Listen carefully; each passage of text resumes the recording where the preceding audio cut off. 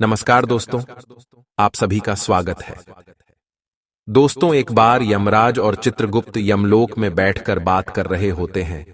तभी चित्रगुप्त यमराज से पूछते हैं, हे प्रभु, किस कारण से मनुष्य की अकाल मृत्यु होती है? कौन से मनुष्य को संतान सुख नहीं मिलता है और कुछ मनुष्यों की मृत्यु शिशु अवस्था में ही क्यों हो जाती है? इसके पीछे क्या कारण है? तब यमराज चित्रगुप्त को बताते हैं, हे चित्रगुप्त, तुमने उचित ही प्रश्न किए हैं। इन सभी प्रश्नों का उत्तर मनुष्य की आदतों में छिपा होता है। मनुष्य जिस प्रकार का आचरण करता है, उसे उसी के अनुसार सुख और दुख भोगने पड़ते हैं। मनुष्य की अकाल मृत्यु होने के पीछे भी उसकी आदतें ही कारणीभूत होती है। तुम्हारे प्रश्नों का उत्तर बताने से पहले मैं तुम्हें एक अत्यंत महत्वपूर्ण कथा सुनाता हूं।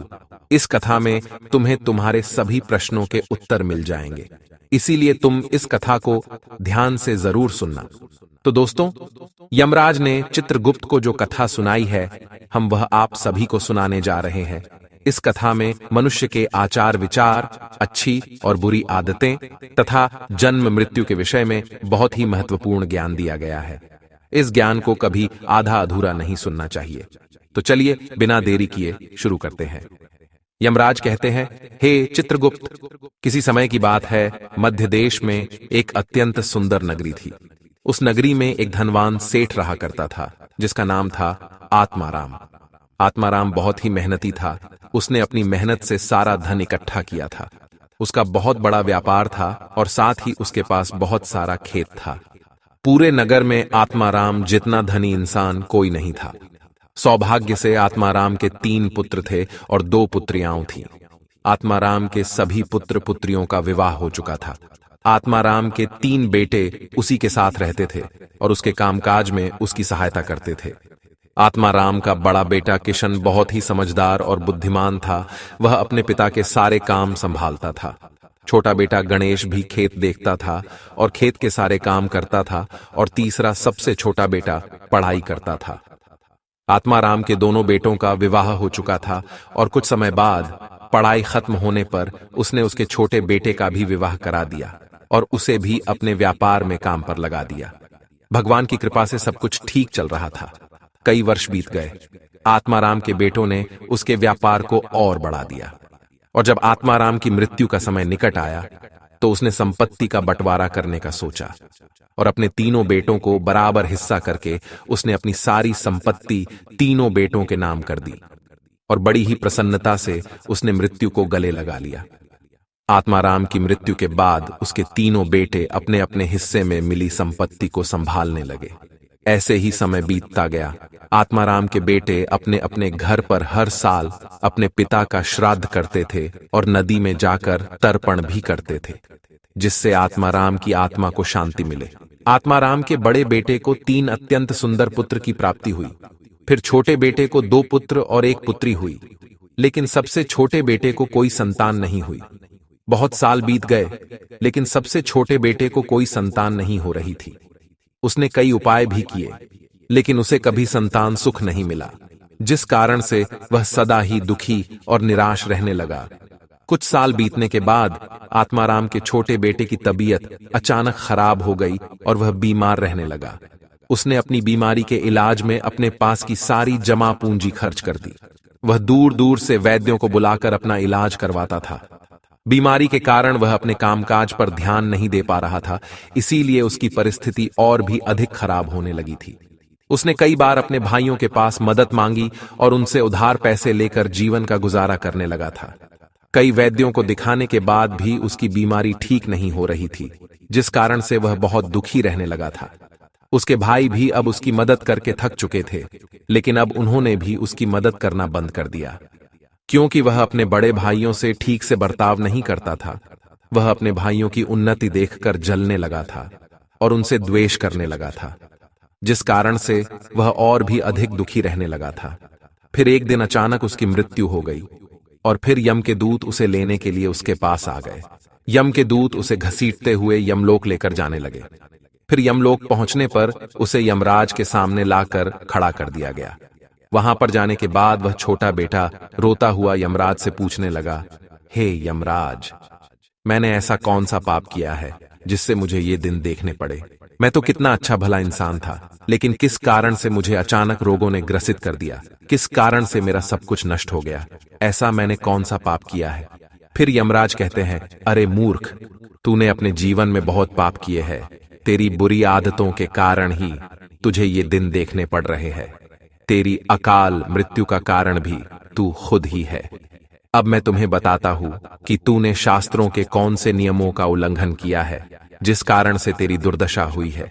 जो भी मनुष्य शास्त्रों के नियमों का उल्लंघन करता है, उसकी भी दशा तेरे जैसी ही होती है। यमराज उस छोटे बेटे से कहते हैं, मनुष्य को हमेशा अपने 5 अंगों को साफ करके ही भोजन करना चाहिए। दोनों पैरों को तथा दोनों हाथों को और अपने मुख को जल से अच्छी तरह से स्वच्छ करके ही भोजन करना उचित होता है।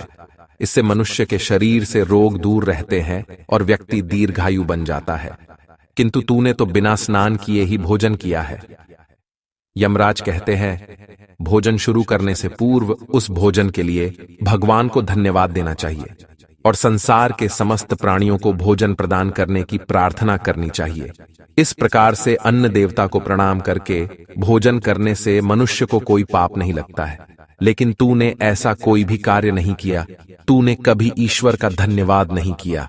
तूने कभी प्राणियों को भोजन नहीं दिया, कभी द्वार पर आए भिक्षुक को अन्न नहीं दिया। इसी कारण तेरी यह दुर्गति हुई है। यमराज कहते हैं, जमीन पर बैठकर भोजन करना ही श्रेष्ठ होता है। बिस्तर पर बैठकर भोजन करने से मनुष्य के शरीर में रोग उत्पन्न होते हैं और उसकी आयु कम हो जाती है। तू बड़े आराम से बिस्तर पर बैठकर भोजन करता था, इसी कारण से तेरे शरीर में रोग निर्माण हुए। शास्त्र कहते हैं कि दहलीज पर बैठकर भी भोजन नहीं करना चाहिए, किंतु तूने इस नियम का भी पालन नहीं किए, जिससे तेरी धन संपत्ति भी नष्ट हो गई। दहलीज पर बैठकर भोजन करने से धन का नाश होता है। यमराज कहते हैं, 3 प्रकार का भोजन मनुष्य को ना ही करना चाहिए। जिस भोजन के ऊपर से कोई पैर रखकर चला गया हो अथवा कोई व्यक्ति भोजन को ला कर गया हो, ऐसे भोजन को कभी खाना नहीं चाहिए। ऐसा भोजन अशुद्ध हो जाता है। ऐसे भोजन को पशुओं को खिला देना चाहिए।